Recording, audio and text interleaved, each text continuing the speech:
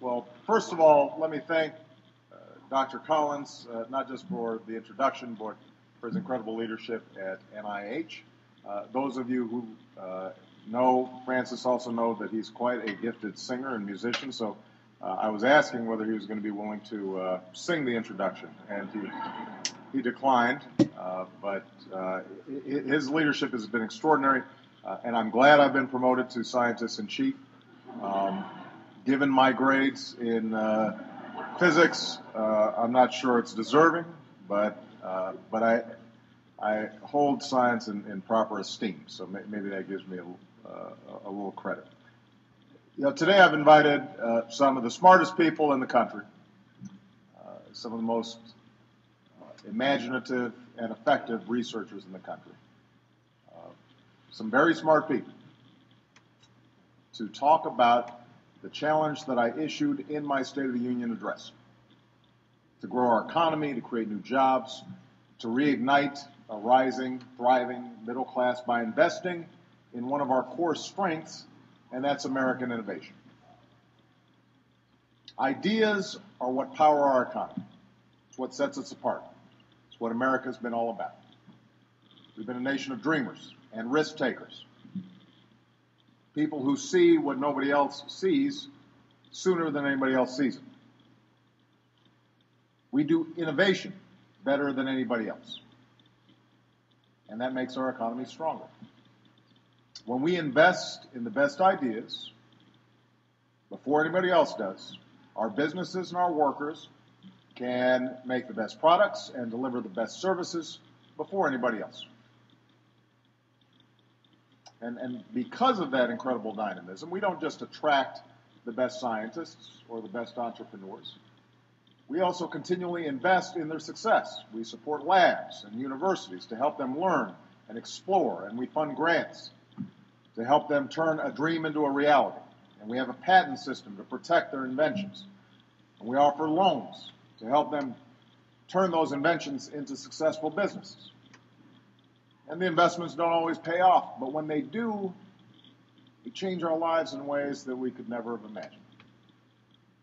Computer chips, GPS technology, the internet.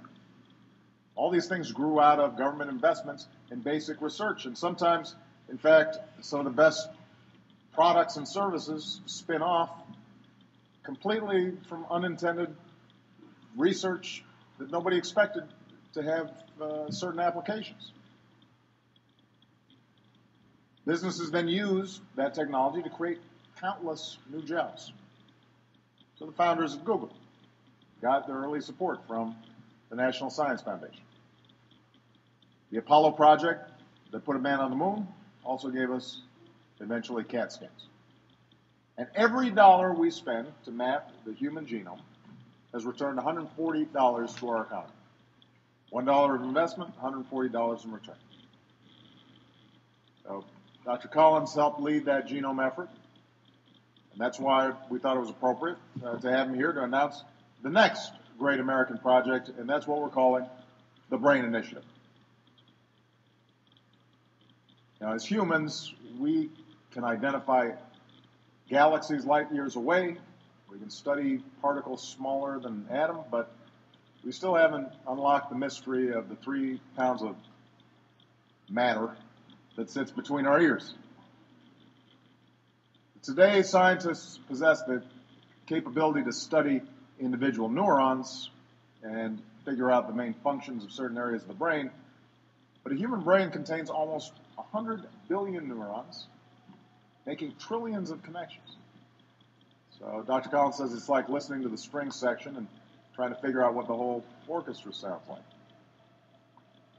So as a result, we're still unable to cure diseases like Alzheimer's or autism, or fully reverse the effects of a stroke. And the most powerful computer in the world isn't nearly as intuitive as the one we're born with. There's this enormous mystery waiting to be unlocked. And the Brain Initiative will change that by giving scientists the tools they need to get a dynamic picture of the brain in action and better understand how we think and how we learn and how we remember. And that knowledge will be transformative. In the budget I will send to Congress next week, I will propose a significant investment by the National Institutes of Health, DARPA, and the National Science Foundation to help get this project off the ground. I'm directing my Bioethics Commission to make sure all of the research is being done in a responsible way. And we're also partnering with the private sector, including leading companies and foundations and research institutions, to tap the nation's brightest minds to help us reach our goal. And of course, none of this will be easy. If it was, we'd already know everything there was about how the brain works, and presumably my life would be simpler here. It could explain all kinds of things that go on in Washington. We could prescribe something.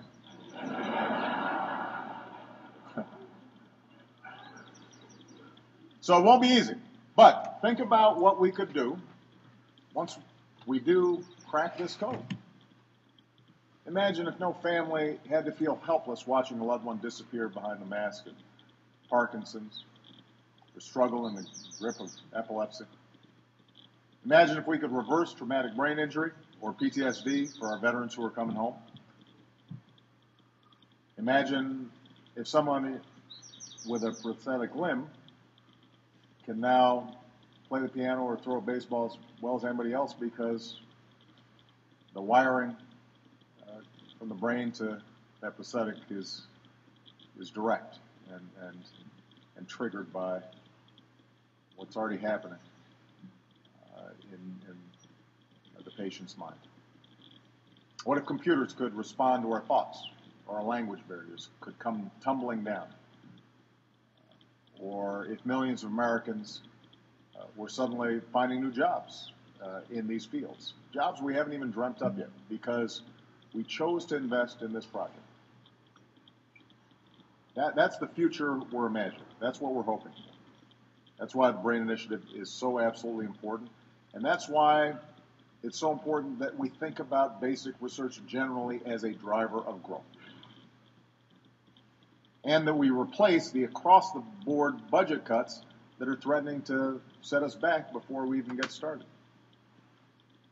You know, a few weeks ago, the directors of some of our national laboratories said that the sequester, these arbitrary across-the-board cuts that have gone into place, are so severe, so poorly designed, that they'll hold back a generation of young scientists. When our leading thinkers wonder if it still makes sense to encourage young people to get involved in science in the first place because they're not sure whether the research funding and the grants will be there to cultivate an entire new generation of scientists, that's something we should worry about. We can't afford to miss these opportunities while the rest of the world races ahead. We have to seize them. I don't want the next job-creating discoveries to happen in China or India or Germany. I want them to happen right here in the United States of America. And that's part of what this BRAIN Initiative is about. That's why we're pursuing other grand challenges, like making solar energy as cheap as coal, or making electric vehicles as affordable as the ones that run on gas. They're ambitious goals, but they're achievable. And we're encouraging companies and research universities and other organizations to get involved and help us make progress. We have a chance to improve the lives of not just millions, but billions of people on this planet through the research that's done in this BRAIN Initiative alone.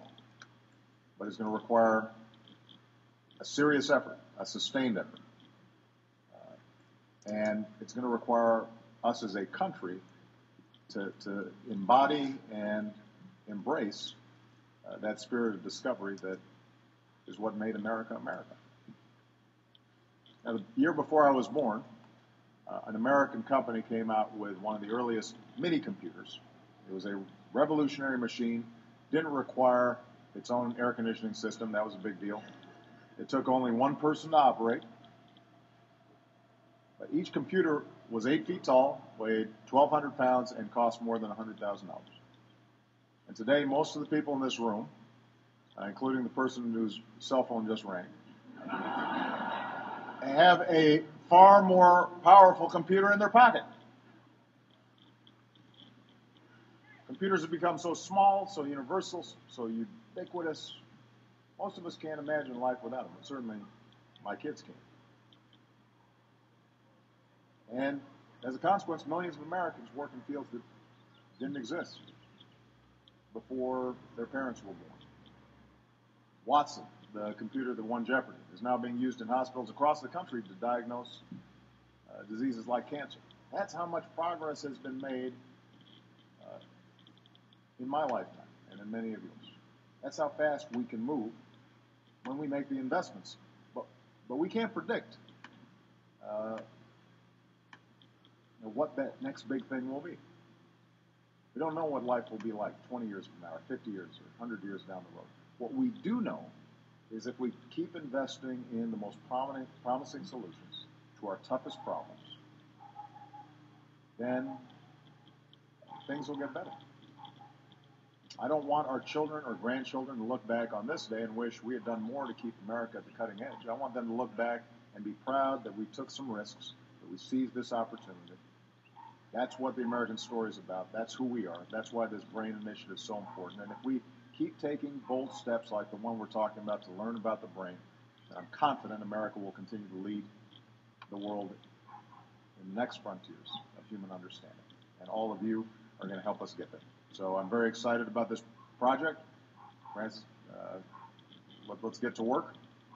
God bless you, and God bless the United States of America. Thank you.